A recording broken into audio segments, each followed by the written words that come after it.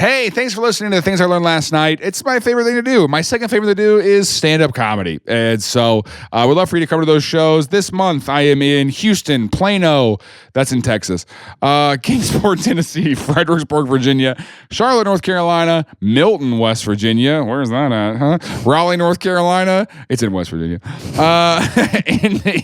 Indianapolis, Omaha, St. Louis, and Springfield, Missouri. So March 22nd, I am in Nashville, Tennessee, filming my comedy special. It got rescheduled. There's 2 shows on that Sunday. If you're within driving distance, put on a couple episodes, make the drive, come to the special taping. I'd love to see you there. So thanks for coming to shows. Let's get into the episode. Hey, man. What's up?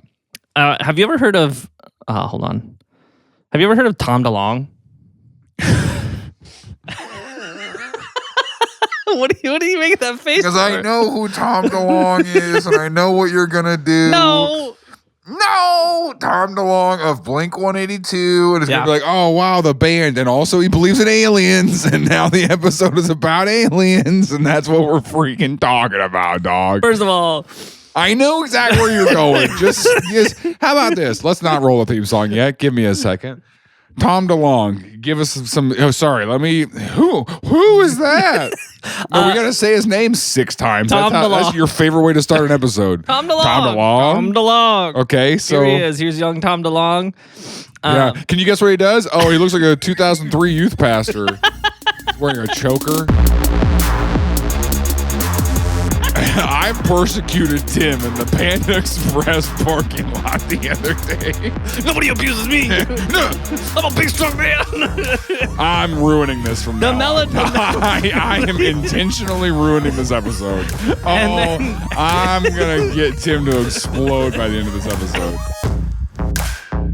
Things I learned last night.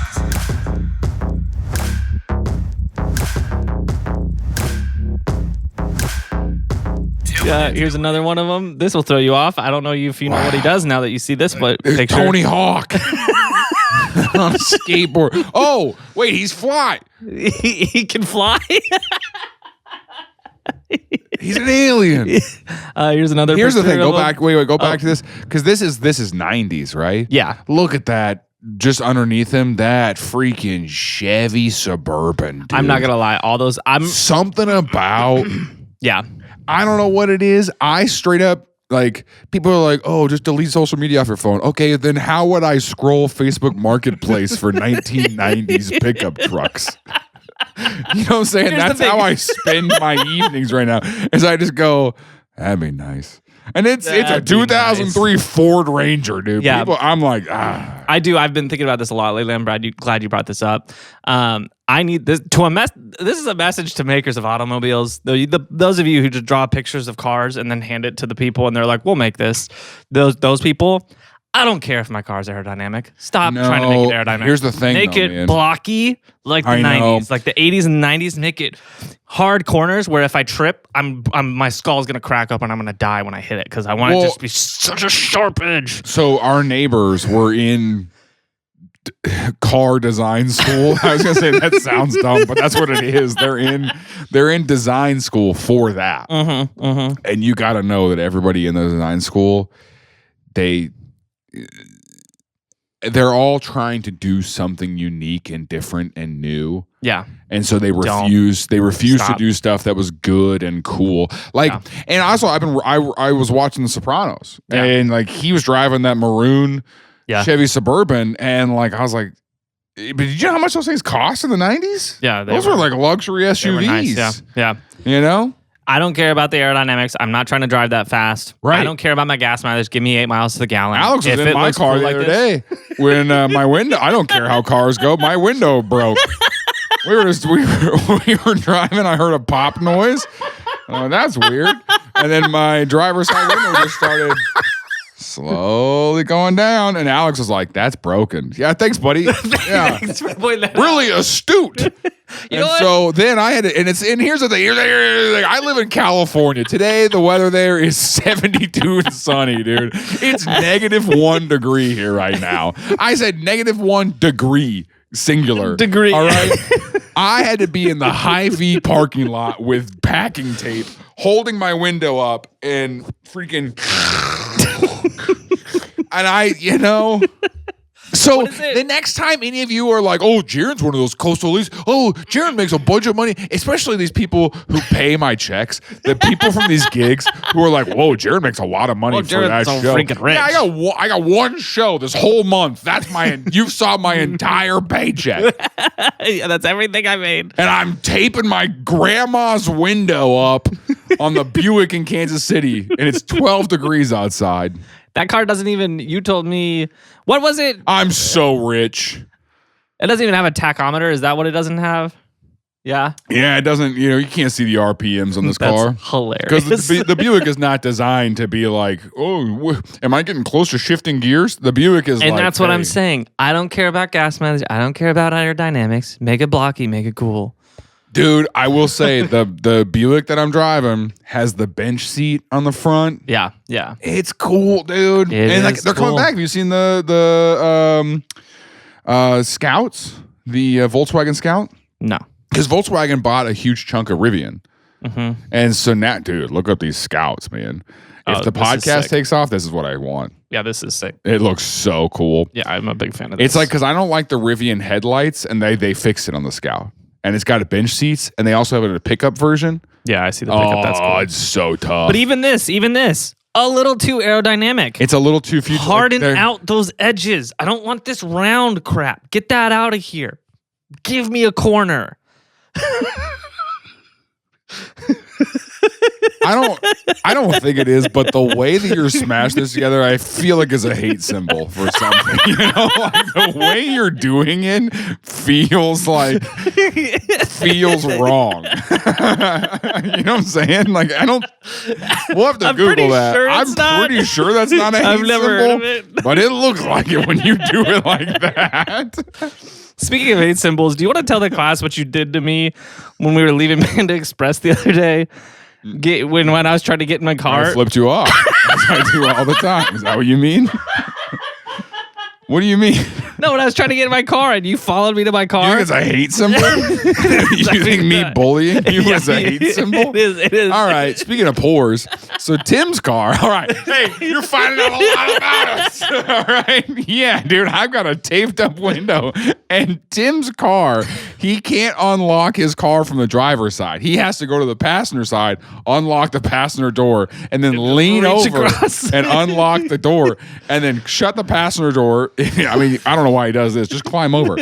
But he shuts the passenger door. Because I have some dignity. And then he walks around the whole car and gets in his driver's side. So, yeah, in between him walking around, I dove into his car and relocked the door. It was so frustrating. And then he had to do it. And and I did it because of... What do you mean it's a hate crime? I hate crimed you by doing that? What are you talking about? Yeah, no, that was hate symbols. It was more just the hate that I felt when you did it to me. Oh, yeah. But anyways. I did that because he grew up Christian. I persecuted Tim in the Panda Express parking lot the other day. What are you talking about? I walked out of Panda Express with my teriyaki chicken, and I said, hey, you little Lutheran boy, what are you doing? It was pretty brutal.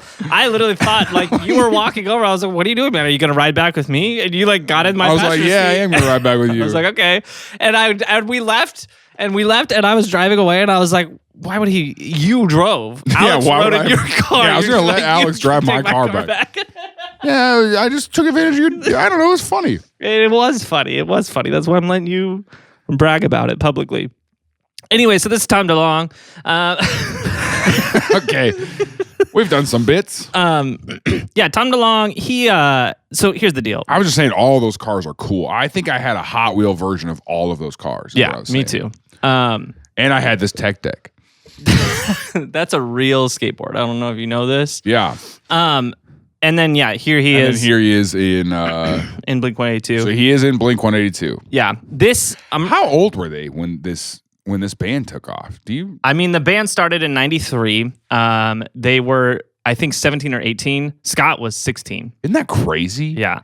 Everyone that's famous, just so you know, if you've got dreams And you're like, oh, I can make everyone who is famous has already been famous for their entire lives. Yeah. All right. If you weren't a child actor, it's too late for you. Speaking of child actors, you want to cross out for a second? Sure. We're looking at setting up a little fund for Archer for when he goes to college. Yeah. You did tell me this. Like a college fund. Not really a college fund though, because like Who's Archer? My son. Would love to meet him.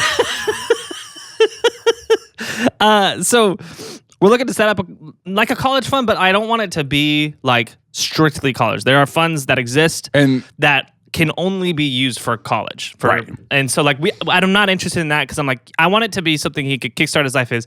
And if that's college, great. If that is he wants to start a business, great. If it's like I want to put it towards a home, great. Whatever it is. What business would kickstart you your life. not let Archer start? Like if Archer comes to you at 19 and says, Dad, I need all that business money. I met a guy. This guy came up to me and he gave me this energy drink. And what I love about the energy drink is that it's Christian.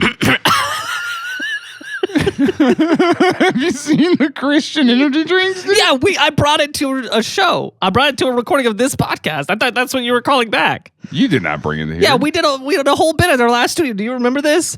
The guy I was at Tropical Smoothie Cafe. He had a Christian energy drinks. Okay, no. That's what I'm referencing. But then this is a separate joke about Jesus. Bryce Crawford. Yeah. Being like, by the way, I got energy drinks now. At Passion Conference, he's like, I'm launching a line of drip. Yeah.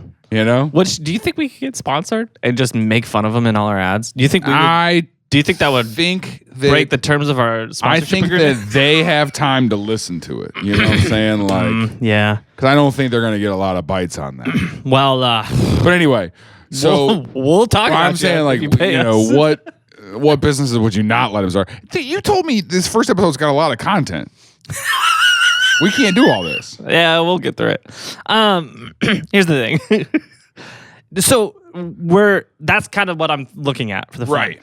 But what I'm finding out is if you're not doing that fund, a lot of the other funds are difficult to get the money to him. Yeah. Because there's a limit that you can gift without it being something he pays taxes on. Right. And so obviously if you're going to tax evade, you got to come up with a different way to do that. Yes. So it's got to be his own money. He's got to make his own money doing it. But as a kid, there's not a lot of lines of work you can do to make your own money and build your own fund. And so that's why a lot of people have their kids get into acting and modeling and dancing because those are careers a child can do to build these funds. And if they are making money, their parents then can just dump a bunch of money into a trust and make them rich. Right, and so it's a scheme. It's a scheme. Child actors are a scheme. Yeah. And what do you think should happen instead? I think we should let the kids work. I bet I literally in my head, I was like, I bet I can get him to end up accidentally being pro child labor. No, I think what we should do, and I think people will disagree with this, but I think I should be just allowed to give my kid as much money as I want to give him. Yeah. And I think I should be able to rob your kid. So we are in an impasse. What does Brooke think about it? I don't know. Or not Brooke. No, that's Blair. That's Blair. Or what's your wife's name? I haven't seen them in so long. Not even a month ago. Not even literally earlier this month. A couple weeks ago, I saw Brooke and Alex. Did you name your kid Alex? I named him after Alex. Yeah. After Alex. Isn't that crazy? Speaking of taxes, I got a 1099 for the insurance payout. You have a lot of content to get to. Yeah, you're Come right. on.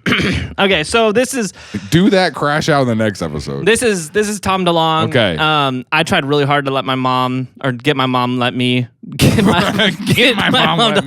this haircut. Yeah. And she never did. And I've never forgiven you, Mom. I know you're watching. The bleach blonde hair. Oh, I wanted it so bad. I wanted it so bad. Anyways, so was he the lead singer of Blink 182? There's two singers. Mark and Tom are the lead singers. He's lead guitar. Only guitar. It's a 3-piece. Yeah. But yeah, they switch off singing. And the way the band started in 1993, Mark and Tom met the day they met. Mark. You don't got to do all this. You don't have to pretend the episode's about Blink 182. It is about Blink 182. It really is about Blink. The stories are intertwined. It's like a strain of DNA. Okay. You don't got to do the whole, do both well, of them. the band started and they were lifelong friends. They weren't. Well, they were high school enemies and and then they were like, well, for a talent show, like, let's, they were the vice principals at the school, and they both thought that they were going to be the ones in charge. And then the old principal left, and this new lady came in, and the enemy of my enemy is my friend. If you haven't watched Vice Principals on HBO, it's worth it. It's really good. I'm saying, like, get to the alien part. Like, no one, you don't No, gotta, this is important. But don't. Part of the story. I won't spend too much time on it, I guess. Okay, fine. Oh, wow. We've only done this for 6.5 minutes? No, I started it way late. I realized, oh, shoot. Oh, shoot. What are we actually at, Alex? 20. About 15. Yeah, dude. Okay, so I'm only 10 minutes late on the time over here. So they met. Mark went to Tom's house. They realized they liked the same kind of music. And it was kind of one of those things like, have you ever been in one of those situations where you're like, oh, I got a friend crush on this person? You know what I'm talking about? Never. You definitely have. Where you're just like, I want to be this person's friend. Friend crush makes that sound weird, but that's what it is. And you're like, I really want to be this person's friend. And I can't think of a single person that's ever happened with. Shut up. Alex? No, I don't care for Alex's approval. Well, Mark had a friend crush on Tom. Normal crushes. That's usually what that ended up being. I was like, I want to be that girl's friend. Do you want to be friends?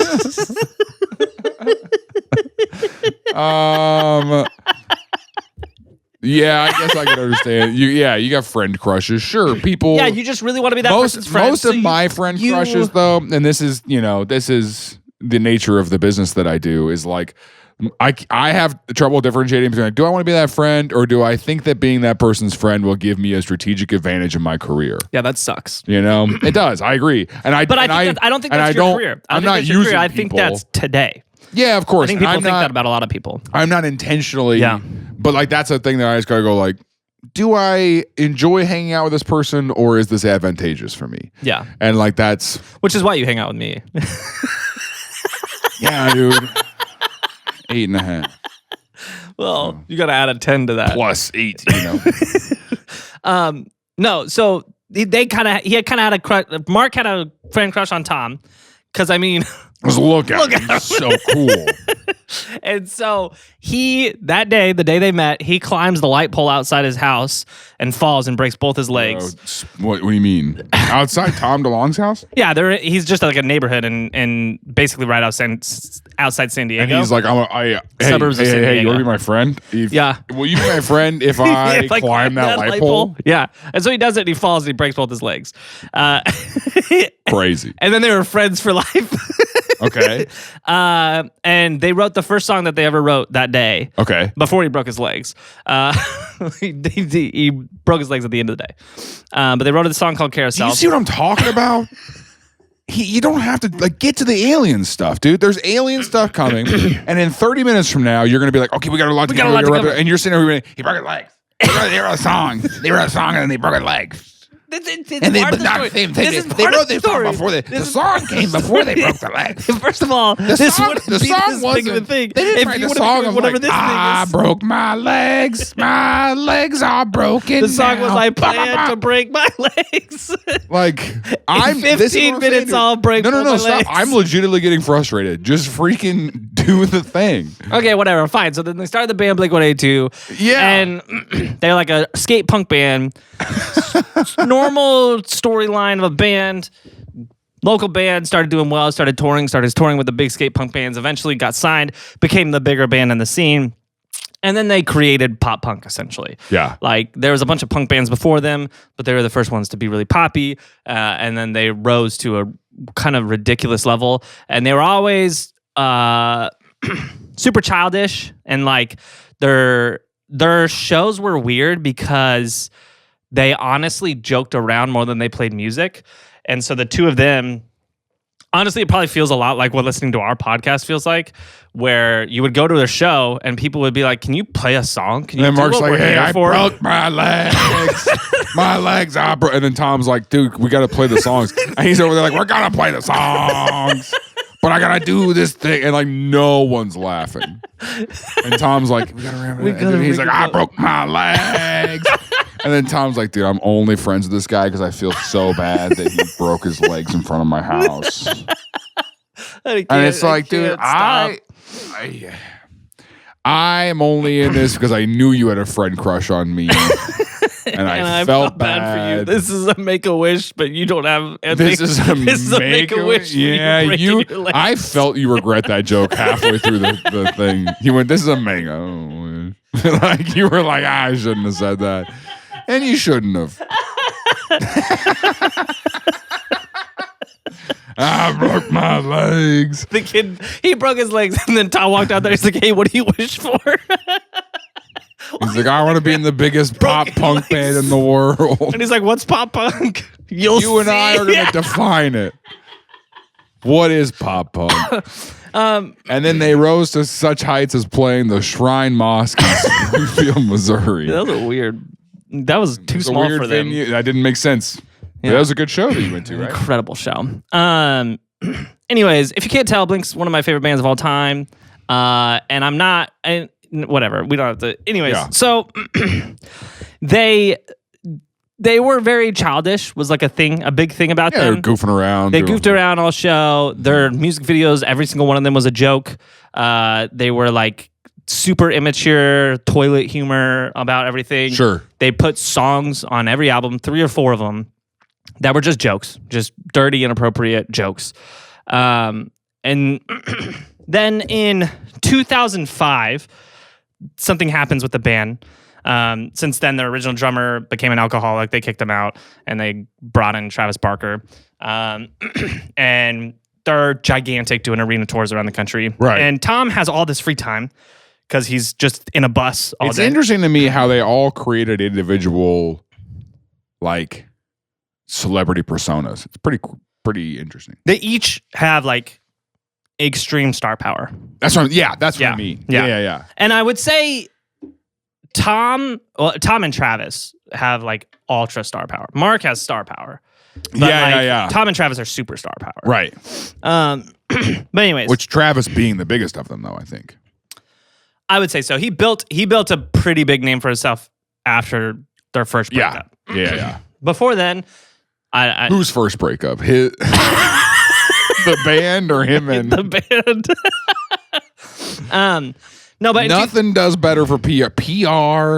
If I was like a professional public relations person, which I would love to pivot to do, to be honest. Yeah.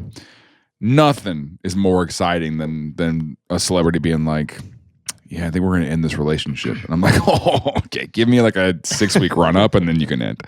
Because like we can really milk this. Yeah. But yeah, so in the we should. What'd she do? You're trying to leave? What'd she do?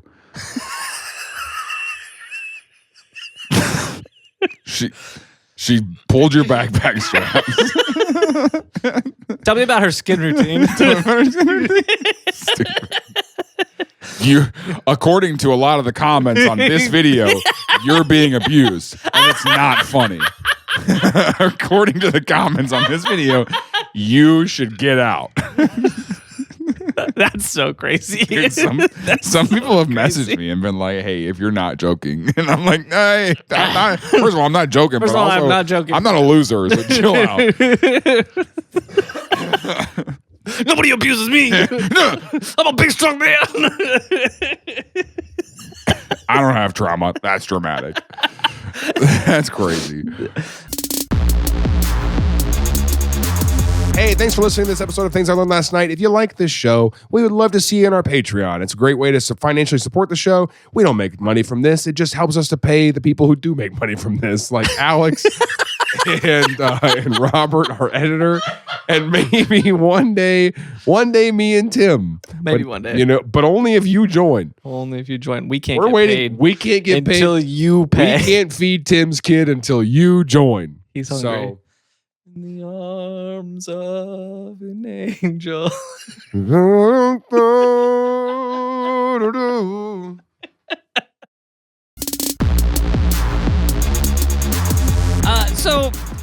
backtrack just a little bit, I guess. Throughout the 90s, they're touring a ton. They get signed, they put out a couple records. Right. And then they put out their album Dude Ranch, and in the scene, it's a smash hit. It's not the same huge commercial success that they'll have one day, but in the scene, it's a smash hit. They start playing bigger venues. They start headlining tours, and it becomes a thing where it's like a grind where they don't, and I think this is true of a lot of people who attain success. Like, you don't know if this is going to last forever.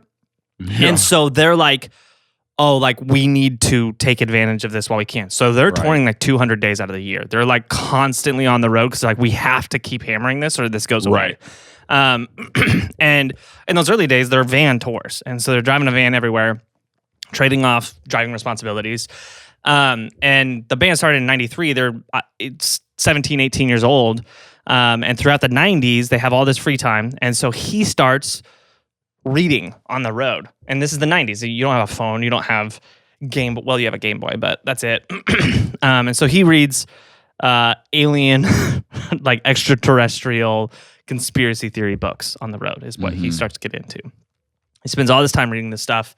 And it becomes this thing where him and Mark does not buy any of it. And they're best friends. They talk all the time. And Mark starts to get very annoyed with Tom's obsession with aliens. And to the point where like he genuinely will just quit listening to him talk. Like he will leave the room if he starts bringing stuff up because like he's just like, this stuff's so stupid. But Tom just keeps hammering it, keeps hammering it. Yeah. Simultaneously, they cannot relate. They put out this new album in 99. Smashiest of the smash hits. Sure. This is the record that has all the small things on it, which is probably the one, if you know any Blink songs, that's the one you know. Yeah, it's the one that goes, all the small things after all. That's their biggest hit. And so from that point, they're catapulted from like top of the like punk scene they're in to top of the entertainment. And they are playing arenas. What year is that? They put out, I'm going to say in 99. Okay. And so it becomes just, they're everywhere. They're all over the place. They're doing music videos. They're doing appearances. They're doing shows. But they've kind of, and I think Tom started to feel this. Mark, not so much, but Tom, at this point, they're coming to their late 20s. They've been doing this for a minute. And he is honestly kind of growing up a little bit. And he's looking at the way they act on stage, the kind of childish songs that they're writing, and even just the style of music. And he's not totally into it the same as he used to be. And so he's wanting to venture out a little bit artistically to write some more serious stuff and to write like darker music and to not be so childish. But Mark is like, we can't do that because that's not who we are. Like our brand is this. Yeah. Right. People want this. We can't do this. So there starts to be some tension creatively. So Tom goes and he starts a side project called Boxcar Racer, which is really dark, much more like emo. Yeah. And then it explores a lot of like complex things, like philosophical topics that Blink would never explore. And that creates just a huge amount of tension in the band because he went and started this band without Mark. He took Travis with him. And so the two of them did this other band without Mark. And Mark's like, what are we doing? Didn't tell them that they were going to do it. And so it just created this internal strife for years until finally in 2005, they broke up. Tom goes and starts Angels and Airwaves, which is another really big band. And they are broken up. He's continuing his little, I read alien books all the time, fascination. Sure. Throughout this period. And then in 2008, Travis gets in this plane crash. Very bad plane crash. A lot of people on board. His best friend I don't know if it's his best friend. His close friend on board dies in that plane crash. Definitely a tragic event, and it brought the band back together because they were like, "Oh, Travis almost died. He's physically very went through this physical trauma."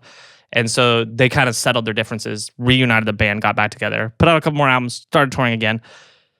Meanwhile, in the background, Tom is like starting to make inroads with all the people who wrote these books he's been reading for decades. Mm-hmm.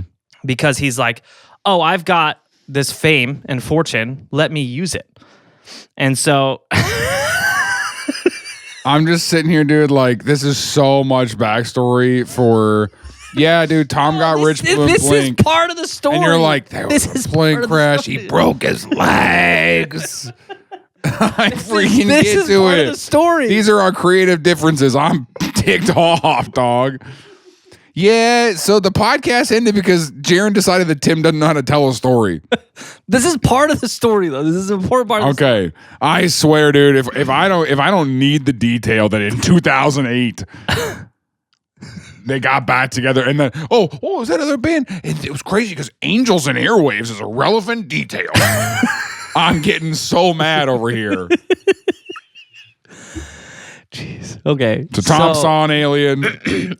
So this stretch of Blink-182, he is I guess you could say ditching his responsibilities as a member of the band to go meet these authors of the books and people who have quote unquote experienced extraterrestrial life. He's doing a side quest where he's like talking to the people who wrote these alien books. Yeah, and he's realizing that a lot of these people know him, and because of his star persona, people are like, can "Oh, I'll talk to you." and people will know your name, and so they go, "Yeah, okay, yeah, I'll talk to you about this stuff." Right. And so for the next few years, he continues doing that, and it creates this massive tension in the band because now the band is not able to fulfill some of their obligations because Tom is not around. He's like not showing up. He's not answering emails. He's not talking to them because he's like, oh, I was talking to some government personnel and I didn't have my phone on me because I was in a secure location. And his bandmates are like, doing drugs. Guys. He was just doing drugs. Am I wrong? No, you're not wrong. Well, no. You are wrong. I mean, you are wrong. No, you are wrong that he wasn't doing drugs. Well, he probably was doing drugs, but I'm saying, like, I talked to this government official. I was like, dude, you were blacked out on your couch for all weekend. Like, that's what that was. So long story short, sorry, I can see that Tim's upset that I am talking bad about one of his heroes. He is one of my heroes. But I do think that this obsession, this pet obsession of his, really frustrates me. I'm not gonna lie, because I do think like if he would have just been focused on one thing, being the band I love, I think like I think he killed a great thing to pursue this other thing that I don't think was worth his time. Sure. But from 2008 to 2015 is this trend of the band missing the obligations because Tom's not around, because he's talking to government officials. Sure. And eventually this kind of crescendos in a moment in 2015 where Tom's agent emails Mark and Travis and says, Tom is out indefinitely. He's changed his number. Do not try to contact him. Which goes no contact. Yeah, which sucks. To do to somebody that like you've been friends with since 93. This is right. 93 to 2015. And they were like best friends. It wasn't just like they were kind of friends. Yeah. And to not even give him like a conversation is crazy. Sure. And so he makes a public statement, and in this public statement, I want to actually pull this up because this is a crazy thing to say. He leaves the band and he says, hold on, let me find this. He says that his plan from here on out is he is working with another author and he plans to co-write 15 novels and write accompanying EPs for each of the books. And then he wants to release 4 albums, 2 with Angels and Airwaves, 2 by himself as solo albums. And then 3 of those are going to include a companion. This is Tom DeLonge? Yeah, this is Tom. So this is what he's saying he's leaving the band. Oh, I thought you said that Tom DeLonge was Boxcar Racer. He did Boxcar Racer, yeah. And then I thought you said that Mark Hoppus was Angels and Airwaves. No, Tom was also Angels and Airwaves. When Tom left Blink the first time, he started Angels and Airwaves also. Like, that's another band he started. Okay. When Blink-182 first broke up in 2005, Mark and Travis went and they started Plus 44 without him. Go back and re-listen to it. Tom goes and he starts a side project called Boxcar Racer. Tom goes and starts Angels and Airwaves. Tom is Angels and Airwaves. Tom is Angels and Airwaves, yeah. And see? Yeah. There's a chance I said Mark, but I didn't mean it. I didn't mean it. So his whole, what he says outspokenly here is, I'm basically going to do all these creative endeavors by myself. I don't need these guys. I don't need Mark and Travis. Mark and Travis, then they go get Matt Skiba to replace Tom as the vocalist. Sure. And they continue doing Blink without him. Tom is very quiet for the next couple years. And then in 2017, he comes out and says he's launching this company called To the Stars Academy of Arts and Sciences. And the concept of this company is it's going to be a few things at once. He's saying, okay, we're going to be a entertainment company first. And the entertainment stuff is going to bring funding into the company. But we're going to have a wing of the company that is a science and aerospace research organization. And so all of the stuff he knows, which is entertainment, is going to fund his aerospace and science research division. Sure. And so he puts together this group of people. You might recognize some of these names because we've talked about them on this podcast before. Yeah. Harold Puthoff. I always say his name wrong. You might remember him from a remote viewing episode. He's the guy who came up with remote viewing. Okay. And did the story that ended up being what Stranger Things was based off of. This is Harold Puthoff. And then Lou Elizondo, we talked about what story? What story is Stranger Things based off of? I thought it was based off of Montauk. Yeah, which is Puthoff. Okay, so that's another episode. He's the researcher. Yeah, that's actually true. Yeah. We also did an episode on the Montauk Project. That's true. Yeah. Lou Elizondo, which I'm trying to think of where we talked about him. I know we talked about him in the Skinwalker Ranch Part 2. Is this why you were so into aliens for a little bit? Because you were like, oh my gosh, one of my childhood. And that's how dangerous, like, this is what I talk about, like, when I, like, the right-wing pipeline, right?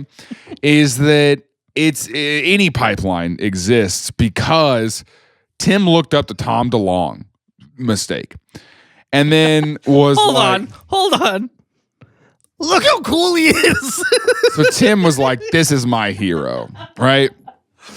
And then when this guy goes, aliens are, I quit. I'm willing to throw away my multi-million-dollar career for aliens. Then Tim goes, well, I mean, he wouldn't do that for nothing. So Tim starts getting into it, and then that's why in 2021 we have a ton of alien episodes on this show. Because, and like, I need you to know that in 2021, that wasn't like Tim covering these stories. That was like Tim believed these things. Tim believed these stories. And so is this why? Is this like... Honestly, I've never thought about it, but there's probably something to that. There's probably a lot to that, actually. Yeah. That's probably the main, the whole because you were like, man, if we can grow this podcast to a certain level of fame, then maybe Tom DeLonge will know me. Yeah. And then I may get his approval, which I have yearned for because I have a friend crush on him. And then I can quit the band, or I can quit the podcast to join Blink-182. So that's the play. That's the play. The play is build this podcast to the point where I get Tom DeLonge's success, and then I can join Blink-182. Okay. I just wanted to make sure I outlined the plan. Yeah. I don't know if you knew that was your plan. I don't know if I knew that was my plan either. So Harold Puthoff. Yeah. Jim Simovin, who's just a science fiction author. Lou Elizondo, I know we've talked about him in a couple episodes. He's a big UFO guy. He used to work for ATIP, which was the aerial threat identification program at the Pentagon, which we talked about in the Skinwalker Ranch episode as a program that didn't actually exist, which who knows if it did or not. Steve Justice, he was... I'm drawing a blank on what What he did? He worked at. I know what he did. He worked at what? Steve Justice wears a skin tight suit, and so there was like this whole like all these separate comic book characters that were trying to pop up. Like you got Superman, classic, right? Yeah. And then you got Steve Justice, a normal, suburban guy from Wisconsin. Yeah, he's like, oh yeah, I know, don't you know? Yeah. And sometimes I like to go out and I fight crime on the weekends, and drink a lot of beer, and we have a good time. Yeah. And so Steve Justice was a person who didn't take down huge criminals. He didn't have an his arch nemesis was the person who's not picking up the dog poop in his neighborhood. I gotta tell you this. My neighbor, we have a weird neighbor, and I don't care calling him weird because he's weird. Yeah. And I was walking out, and he goes, "Well, wish me luck." I was going out to take the trash, and I go, "Yeah." What? He goes, Someone let their dog poop in our little green area out here a couple days ago, and it's been there for 3 days, and no one's picked it up. So I'm gonna go pick it up." What a good neighbor. And I was like, okay, good luck. Well, that doesn't go south. But then I looked at it and I said, Larry, I think that might be coyote poop. And he literally goes, well, I hadn't considered that. He's like going door to door. Is this your poop? And he literally goes, that would ease a lot of the anger I have felt the past couple of days. This is a word for word. A lot of the anger I felt the past couple of days, because that would mean that someone was not inconsiderate. And I was like, yeah, man, it looks possible. like coyote. It's coyote just poop. the coyote was inconsiderate. Next time you see it, you should kill it. And he goes, okay, well, I'm going to pick it up anyway. And I said, good luck, buddy. And I went inside. So like he's so God love him, man. He's a weird guy. Okay. Did I tell people on the podcast about the Halloween incident? No, can you tell people? Yeah, I can tell people after Halloween. He's weird. Like and he doesn't understand social cues. I don't think there was any malicious intent. Yeah. But after Halloween, he first of all, he came over and was like, you guys have any leftovers? This is a weird thing to do. But then he was like, he told my wife, he said, you looked so good in your costume. I was jealous that you were married to Jaron. This is a weird thing to say. And that's so in crazy. front of me, and I was like, yeah, that's so crazy to say that. And she was like, oh, and I was like, and she looked at you. And she was I like, literally let him out say that loud to me? said, I said that was a weird thing to say. And he goes, no, come on, Jan. I said, no, that was a weird thing to say. And that's what I mean. Like, you got to gently correct it because I don't think he didn't mean for that. He does not know. He did not know that was a weird thing to say. Yeah. So, but you tell him, you go, oh, hey, that's a little weird. Can't say that. And he was like, okay. Okay, sorry. And you're like, all right. But he was really mad for 3 days. But I was jealous. He was really mad for 3 days that somebody didn't pick up the poop. So maybe he's Steve Justice. I don't know. No, Steve Justice, he was an engineer for the advanced systems development team at Lockheed Martin's Skunk Works division, which if you don't know who Skunk Works is, they're the ones who do all the secret projects. Yeah, for Skunk Works is the band that Mark and Travis started on the side. No, Skunk Works did like the stealth bombers, the SR-71 Blackbird. Like that's Skunk Works. They do the cool secret jets that the Air Force flies. Yeah. And so he used to work for them, Steve Justice. Chris Miser is a big banker and venture capitalist. And then Christopher Mellon is heir to the Mellon family, which if you don't know who they are, they're a super wealthy family. It's crazy. They got watermelon, cantaloupe. They got the whole enterprise, dude, on lock, dude. Grapefruit, even. They're breaking into citrus. They're getting in. Yeah, they're dabbling in citrus. Dude, the whole melon fortune. Yeah. Okay. So Thomas Mellon. Okay, dude, you can go through every name on a stupid list that doesn't No, matter. this is important. But I It's can't an make important it. list. It's important. Oh, the big melon joke over here, dude. No, so the Mellons. Do the you have a big Mellons- melon? Odd job hats. The Mellon family founded Mellon Bank, which was a big bank through the 1800s. Okay. Now and you're trying to push the story along. They're huh? kind of like No. Tim, don't let me get in your way here. they're like a second tier. I love this right now. Tim's really mad because They're he's like, like a oh, we have second so much to tier. get No, to. I'm not like we have so much This to is get going to be a to. 2-hour episode because Tim couldn't shut up at the beginning. He's a cool. My He's got a legs! cool band. I broke my legs. I'm ruining this from The now melon- on. I am intentionally ruining this episode. The Mellon family is like a second tier, like Rothschild or like Carnegie, which I don't know if you know this. Carnegie Mellon, they're the second level. That's why they weren't first, but they are a very wealthy family. Carnegie Mellon, what are you talking about? You don't know what Carnegie Mellon is? No. That's like a big organization. Okay. That's like a big organization. Oh, okay. It's the university in Pittsburgh. Oh, okay.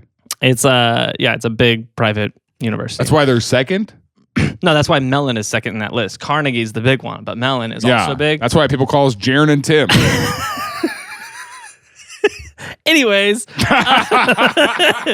I'm going to get Tim to explode by the end of this episode. and then Andrew Mellon, he was the longest running U.S. Secretary of the Treasury. Yes. Christopher Mellon, he worked in government intelligence for the DOD, and then under the Bush and Clinton administrations, he was a congressional staffer for congressional intelligence. Okay. So working in This is what I do projects. think sucks is that somebody could work for an office in a congressional office right now, and then they can write a book about just insane stuff, and then people will be like, "Yeah, they worked in the congressional office." So I mean, like, it's just one of those things where it's like, okay, yeah, we'll get to that. Okay. So When? So he comes forward in When are we gonna get to 2017 that? and he holds this press conference and he looks like a different person now. Yeah, he looks. He goes from this to this. Yeah. He's wearing a suit, thin tie. So I think that I way remember know you he's still sending this punk to me rock. being like, dude, this is crazy. And I was just like, first of all, I didn't watch it. But Well, I was it like, was crazy. Yeah, he looks like a normal guy. He looks like a guy who believes this stuff. It was crazy because at this press conference, he's got that staff behind him. We've seen this And- picture before. yeah, so who did we talked about Skeletor in the middle and the guy at the beginning. did, Remember we we did. talked about Slender Man in the middle, and we talked about the vampire on the end, who's just Yeah, so that's who is Christopher is he Mellon. mewing? Christopher Mellon on the Christopher end is Mellon mewing. Look how tight that jawline Yeah, is. it's dude. Christopher Mellon, Lou Elizondo, and then that's Steve Justice. Steve Justice the is aerospace Slender engineer Man. guy. That's right. Yeah. Okay. And then there's Harold Putoff. I do the remember remote this viewing photo. guy, I don't remember which who- episode it's and because I In remember this- your big reveal being like, do you know who that is? You know who that is? That's Tom DeLonge. That's Tom DeLonge. Why you got me doing this? That's what you like did, freaking dude. Cam from You're like, Tom DeLonge. Do you know who that is? Tom DeLonge. That's what you did. You remember that? You I remember, like, don't you know who that remember is? doing it, but it's believable. I think I probably did. Tom DeLonge. And then you dabbed? It was too late for that. It was 2020. 21. You were 4 years late. It was really late on the dab. I don't remember what, we gotta find. I'm sure our Patreon supporters will know what this one is. I love having our Patreon supporters in the Discord because like we can reference the most obscure line and within minutes one of them will be like, oh yeah, it's from my favorite episode. Yeah. And you're like, oh okay. Yeah. So whichever one we showed this picture in before, Yeah. So this was the big moment where he came put forward. it in the Discord. And if you're not in the Discord, join Pate. There's a QR code right there. Tom DeLonge.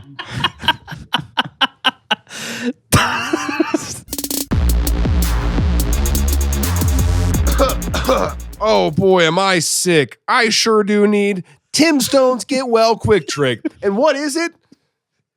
It's Simply chug an entire gallon of orange juice. Wow, I forgot. And then this shirt reminded me. I'm so glad that I have this shirt as a public service announcement, a public health service to other people around me. Do your part. Get this shirt. Shop.tilln.com.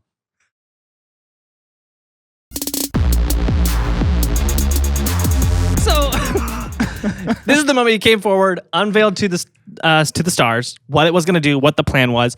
To the stars? Introduced his board, and it's this board that is supposed to invoke a lot of trust because they're experts in aerospace engineering, Right. in the DoD. It's like, look, in these Congress. guys are real people. Yeah, Yes. who actual I scientists. have assembled the Avengers of alien conspiracy theorists. I mean, kinda though, actually. Yeah.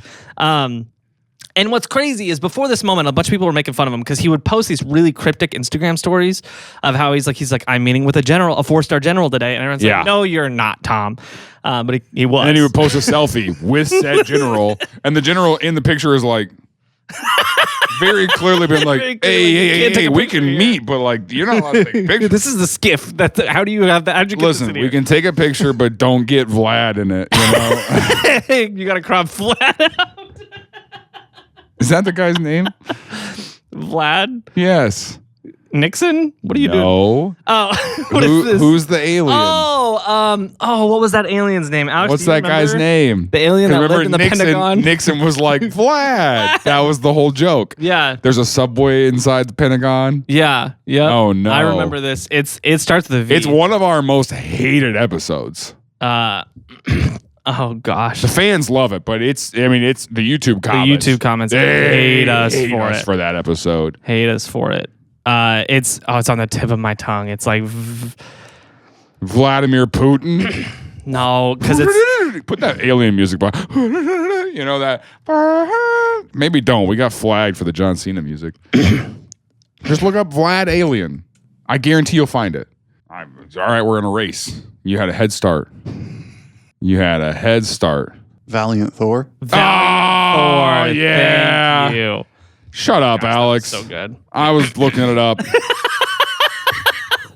Cut his mic out.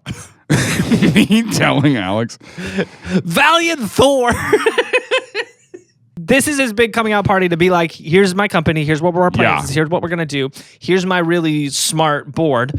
They all get a chance to introduce themselves and talk, and then he comes back out and he says, so I've got a couple things to announce. First, check this out. Val, that's what we were doing. He's like, this is my rock. First, check this out. This has been outside my apartment for 3 days. Somebody's inconsiderate dog pooped on my front yard and left this here for 3 days. Hey, Tom, I think that might be like an alien rock. Well, like, what? That would mean that I do have considerate neighbors. That would make me much less angry and more intrigued. So this is an extraterrestrial system.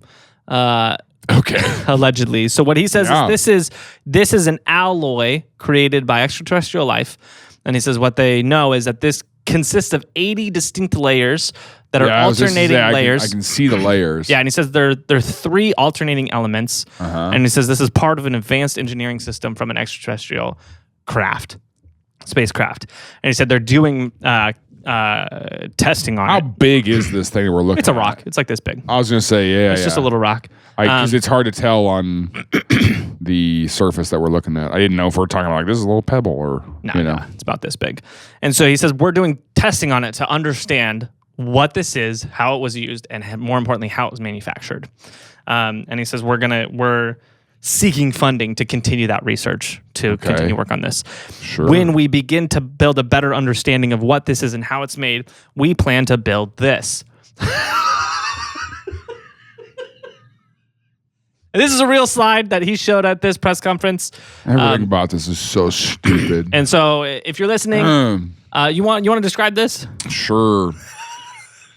It's got the logo on the side. I know. I'm trying to think of how to even start. Okay, so the center part looks like You know what? Probably like if you're a throwing dart without the feather at the end. Oh yeah, you know? that's a good description. If you had a gigantic throwing dart, and then right through the middle of that throwing dart was like a CD case. You know those cases that you hold like 6 CDs in? Yeah. Right in the middle of that, and it's glowing blue. Like this is clearly like they're like, oh, we're gonna make a flying saucer out of this, and we're gonna put our logo on the side. The logo on the side cracks me up. Like this is so dumb that it's like, yeah, then we're gonna make this, and then I feel like this makes everyone on stage just look so dumb because in order for this to work, it's not aerodynamic at all.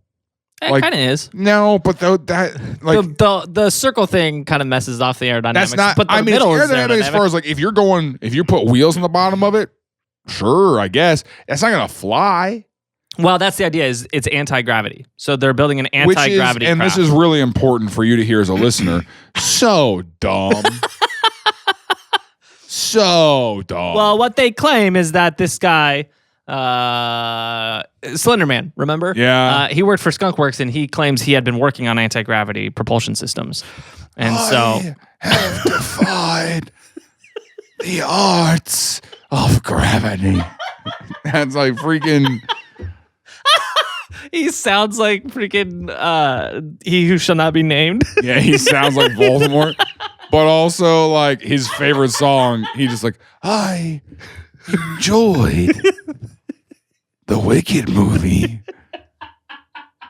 I'm defying gravity. He can't breathe, dude. Look at him. He's freaking, his body's struggling to exist in that chair, dude. His arms are too long. Short. Hey, those guys, arms are too long. Your arms are too long. Like, okay. So I am defying gravity. and then that's what the guys on the end of this group are going to do. They're researching that rock. The guy on the far right is really funding this whole venture. He's a venture capitalist. Sure. The second guy is researching the rock. The next guy, Venture capitalists are typically on the far right, aren't they?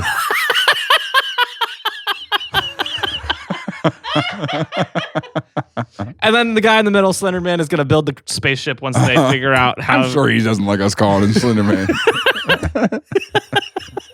And then the two guys on the left, they're like, hey. Dude, the guy on the far left over here, like, this is just a bad picture. He does look dead. Like, he looks like he's propped up in that chair, dude. Look at his eyes.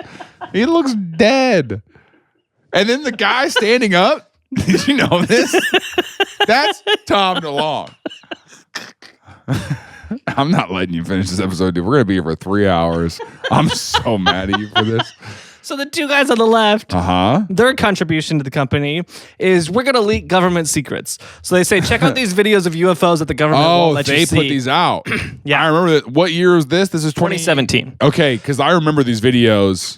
Yeah, so this is the Nimitz encounter. You might remember a few weeks ago, I was like, you remember the Nimitz encounter? And you were like, no. And I was like, what? And so this is the Nimitz encounter. There's was a couple of different ships that encountered these, but there's 3 videos that they released. 2 of them went to the New York Times. 1 of them went to Washington Post. It was the Go Fast video, the FLIR video, and the Gimbal video. Yeah. And essentially what the storyline here. Didn't Hank Green do a video on these? Or did I? He did a video on one of them, yeah. I was going to say, yeah. And so essentially. That was a good breakdown. The storyline here is that there was an exercise off the coast of San Diego in 2002 or 2003, somewhere around that range. Sure. And aircraft carrier doing exercises, fighter jets up in the air, and it was literally just training exercises. Yeah. They're up there doing training. They get a radio signal that says, hey, we got real world activation. There's something that we need to go pursue. And radar had been tracking these objects off the coast of San Diego for weeks. And they said, we're going to go and have you investigate them. So they go out to the location where these objects allegedly are, off the coast of Catalina, actually.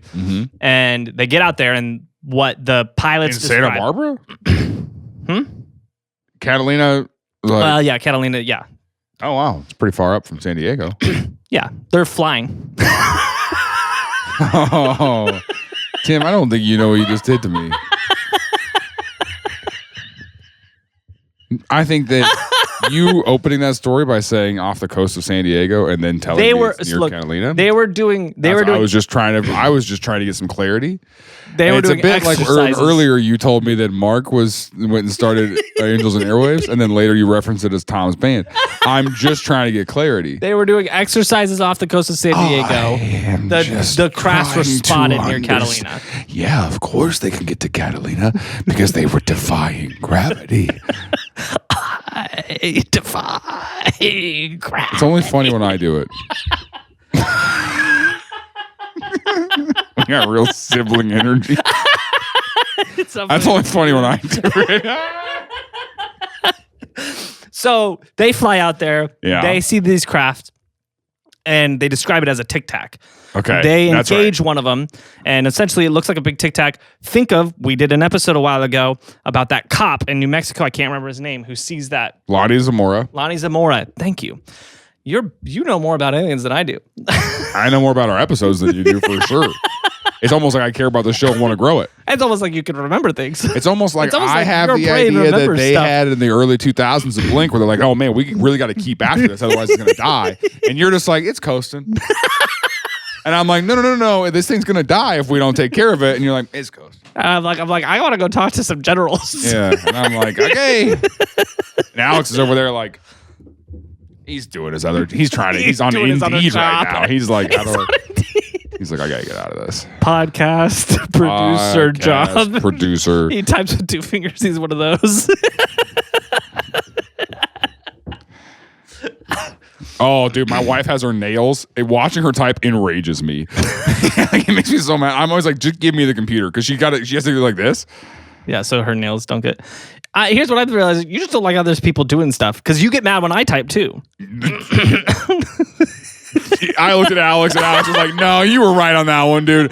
The way you type is crazy. Yeah, I type with some force, like I've got something to say. You type like the keyboard is at your toes. You're like, yeah, I gotta get this thing off. Yeah, I got things to say. I gotta send this email right now. Just freaking. That's how you type, dude. People in the lobby can hear it. Yeah, that's the way I like it. That's the way I like it. My wife is like, she's just like, okay, I gotta type this thing right here.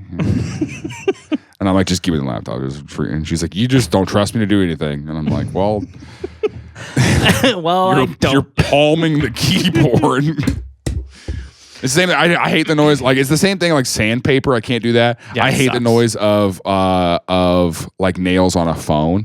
Really? Yeah, I can't do like you know like the or like the same thing. Like if people have the sound on and they've got the clicking for the. Yeah. I don't know what it is, but it's like a sensory thing where I just go. Ugh. Yeah. I hate the sound. Interesting. I don't know. Anyway. Interesting. Well, you know. So the Jets they follow the Tic Tac through the sky. Yeah. And speaking of Tic Tacs, I'm just trying to do as many stupid things as I can because I want this episode to be 2 hours long so that later I can be like, hey, look at all the stuff you did at the beginning. So they engage this Tic Tac, and the Tic Tac starts to mirror their movements and is like almost like toying with them. And then, long story short, they follow it down to the coastline, and then they follow it up. Or sorry, not the coastline, basically sea level, and then it shoots back up, and then it rockets off to like Baja California. Is there in just a few seconds. Yeah. And so they go back. They get back to the ship. The Men in Black are there, and they're confiscating all the radar equipment and taking interviews with them and telling them you can't talk to anybody about that. If you do, we're going to kill you and everybody you ever loved. They didn't say that part, but it was heavily implied. And that was the encounter, and that was the encounter with all three of these situations. And so they put out these videos being like, look, we got video proof of it. And this was massive news. Right. And it was kind of lauded as the government basically being like, yeah, there's UFOs and we don't know what they are. And this moment also changed the conversation. UFOs stopped being called UFOs. They started being called UAP. Yeah. And there's all these congressional hearings that started happening. All this like movement. Yeah, this like public acknowledgement that there are things happening in our skies that we don't know what they are, and we need to figure out what they were. The people at To the Stars Academy, with the exception of Tom DeLonge, were very careful to be like, we don't know what these are. Mm-hmm. We will not say aliens. They could be one of our adversaries. They could be some private company. It could be extraterrestrial. It could be some sort of phenomena, like actual natural phenomena we don't understand. We just want to learn what they are, was his team. Tom was very much like, these are aliens. These are aliens and they're interdimensional beings, and we need to learn. Engage with them. Yeah. We need to learn from them. Yeah. And so here's what's really interesting about all of this, though. When you look at the storyline, when you look at this from two angles. One, our Skinwalker Ranch Part 2 episode. Mm-hmm. In that episode, we talked about how this whole storyline was created around Skinwalker Ranch from really one guy who was a psychopath and managed to convince a bunch of people in government positions to believe the psychotic things he believed and put government funding towards the research he was doing at Skinwalker Ranch. And then there was this series of what appeared to be cover-ups of, oh shoot, we spent millions of taxpayer dollars looking for ghosts on this guy's ranch. We probably shouldn't have done that. And so we got to bury this. Was kind of the Skinwalker Ranch story. There's a lot of overlap with Skinwalker Ranch with everything that was happening here. Right. There's also a storyline shortly after the original Roswell incident. Okay. Where there was a guy in radio, I don't recall his name, but there was a guy in radio who Which we have not done an episode on the Roswell incident. We have not. Because Roswell is very, very well known, but I don't know why. You don't know why? Yeah, I mean, I know there's an alien thing. Oh. But like, Maybe I we should cover don't it. Maybe we should I cover don't it. know that story. Maybe we should. But shortly after the Roswell incident, Maybe we should go back in time to when you believed this stuff. there was a radio personality, very famous, Rush Limbaugh. that was brought into this world in honestly a very similar way. A bunch of high-ranking government officials started talking to this guy and telling him a bunch of secrets. And he started taking those secrets public and parading these secrets. And since then, the general understanding of what happened there is he was a convenient fool.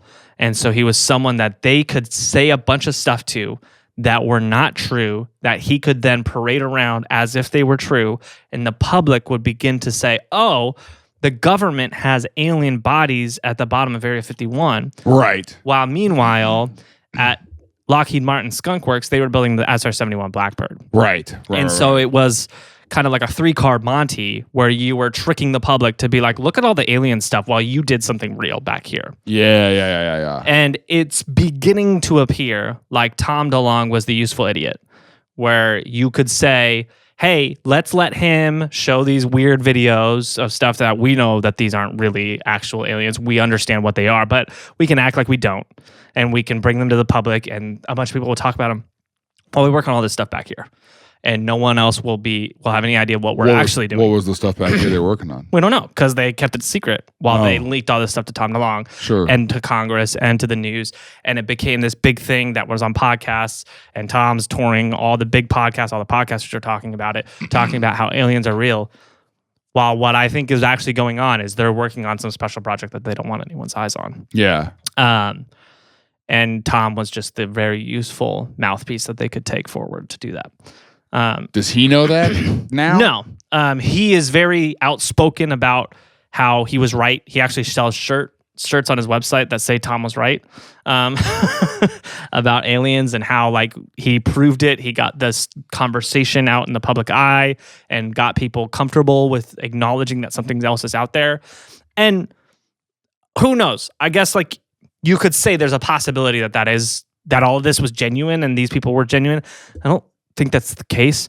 I think best case scenario, these are a bunch of this group is a bunch of people who believe in some crazy stuff and they have a lot of money and time to pursue it, and a lot of influence to bring those things public and get a lot of other people to believe it. That's best case scenario. Worst case scenario is everyone behind him is using him to mislead the public. Which I think... But I think that that's another thing that keeps happening too, is that people keep assigning like motive to incompetence. Yeah. Where it's like, oh, there's some dark shadow figure cabal group that's pulling the strings and they're doing it. And it's just like, no, dude, I think it might be true that all those people are just straight up drinking their own Kool-Aid. I couldn't be more confident that that's the storyline with Skinwalker Ranch. Yeah. With Tom DeLonge, But think about I could see that being the storyline. I should say I think there's potential that that's the storyline, but I do think that he got a lot of access that doesn't make a lot of sense. Of course. And I think that that's possible that that's incompetence, but I do think that, I mean, we have record that this happened after Roswell with that other guy. But I'm saying, I think think about the bubble that these people live in those worlds. 100%. I mean, think about the way that we used to look at the world and think about the world when we lived at Evangel. Yeah. And then when we worked at churches. Yeah. And like the things that we would say or do that now, if either of us said that to us, Yeah. I'd go, shut up. Relax. Shut up. You know? Relax, little brain. Yeah, okay. I was, you're dumb. Stupid boy. But I mean, like, that's what I mean is that I think that they're so engrossed in their own, like, and it's also the thing that a lot of scientists end up struggling with is the searching for answers to what you want it to be. Yeah. Of like, this confirms this. Yeah. And it's like, no. This is. I agree with you. I would say that, like, I would probably say I'm like 51, 49. 49 being that's the scenario where they're all just dumb. I think I have a very slight edge in likelihood that they were using him. They might have, and that might be true, but I don't think that means that they knew everything the whole time and that they have some kind of ulterior motive. Also possible, yeah. But I do think that it could also be true that they genuinely believe that the aliens exist, and they think that him being the mouthpiece would get more funding for it. For sure. I think could be possible as well. There could be motives behind them using that aren't distraction. Because that's the thing that I think the past couple years I've just realized is that none of these people are smart enough to like, none of these people work well together. Yeah. Everyone wants to be the star of everything. True. Everyone wants to be the person. And so they can't work together to pull off a heist on us. You know what I'm saying? Yeah. I mean, it depends how big of a group we're talking about. I do think if we're talking a small group within the CIA, then they can do it for sure. Sure. But if we're talking about the government as a whole, no. But I think that in that scenario, that's what I'm talking about. In that scenario, which is a small group, all those people on the stage are useful idiots. I think, I could also see that saying. being possible as well. Yeah. Yeah. But anyway. So anyways, if you like this episode, I'm not done yet. This is gonna make you so mad. So if you like this episode, Mark Hoppus got cancer, and then they became friends again because it was like, oh, none of this stuff matters. And then they got the band back together, and they put out an album that actually sounds a lot like their old stuff. I think Tom was in which win? 2022. 2022. I mean, the album didn't come out for a couple of years, but he said 2022. Did I not say 2002? Did I? All right, go back and re-listen to it. 2022. But anyways, so they got the band back together. After this big splash in the water moment, To the Stars got really big for a minute. They put out a couple books. They welcomed private investment. A bunch of people could invest in it. They said they needed about $38 million to build that craft. They raised somewhere around 6 or 7. So as far as we can tell, they're not really doing any of this stuff anymore. They haven't really released anything. He's working on most of the entertainment stuff. The books are still coming out. The movies are still coming out. Some of the music stuff is still happening. But by and large, the big thing that they did here with this first press conference, they haven't done anything like that since. It doesn't appear that they're working on anything like that. He's touring the world with Blink-182 again, and he's doing stuff just like classic Blink-182 again, which lends me to believe, honestly, that he burned all the money he had on this experiment. And that he has to do this. Yeah, he has to go back to what he knows, because I genuinely think that since the early 2000s, he grew out of what Blink-182 was creatively and like philosophically and like just maturity level. Right. And I don't think he wants to create that kind of stuff anymore. Even though like it helped build a career for him. I just think like he outgrew it. Say what you will about that. I think he outgrew it. But I think he's back in it, not because he loves it or wants to do it, but because he has to. Yeah. So that's why I do stand up. So anyways, I hate it. I hate this podcast. I hate doing stand up. I just have to do it because rent is due. All that to say, I burned all my money on aliens. All that to say, I love this guy. Oh my gosh, Tim wants to say his piece at the end. All that to say, you can go listen to the Valiant Thor episode. It's a great episode that we did a while ago. I hate this guy so much. He killed something that I loved. my gosh, Tim. All right. Well, if you're still here, you started this episode on Monday. It's now Thursday afternoon. And take a break. You deserve it. You deserve it. So, go join us on Patreon, all that stuff. Though we'll see you next week. We gotta get out of here.